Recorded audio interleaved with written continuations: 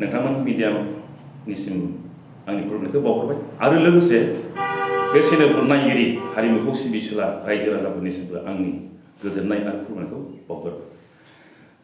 बे बुब्लियाव आङो लाइभआव फैनायनि आसल जाहोनानो जाहैबाय बा गुबै थांखियानो जाहैबाय बयनिख्रुइ गोजामसिन एबा गिबिसिन दिहुनजानाय आलायारन सिनेमाया बेसेबांबा गोबावनिफ्राय एबा 37 बोसोरनि उनाव बे फिल्मा दिनै रनसायथाम बाजारनि गेवलां फोथाराव डिसेम्बर 17 आव हरसेनिल' हाबाफारि लानानै बे फिल्मखौ दिन्थिनाय जादों आरो टिकेटनि बेसेनखौ नोंथांमोननि गाहामनि थाखाय मात्र 100 रांल' खालामनाय जादों आरो नोंथांमोननि जिरायनायनि थाखाय गासिबो उन सिगां चेयार होजोबनाय जादों।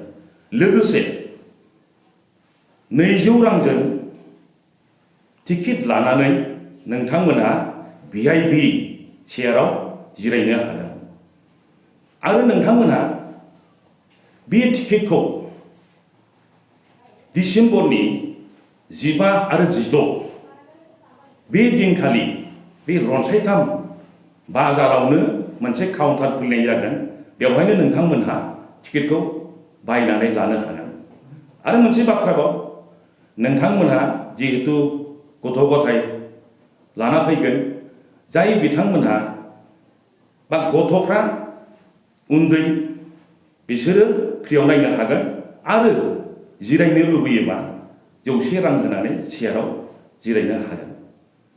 आं बेखौनो गले गले बुङो नोंथांमोनहा टिकेटखौ लानानै दिन्थिफुंनाय सम 17 डिसेम्बराव 1 घन्टानि सिगां बा 1 घन्टानि सिगां नोंथांमोना हलाव हाबनांगोन। मानोना जोङो बे सावथुनखौ एबा फिल्मखौ 6:30 बिदिनिफ्रायनो जोङो जागायगोन। नोंथांमोना गोसोआव लाखि 6:30 जोङो सावथुनखौ नोंथांमोननो दिन्थिगोन। गोजोन्थों।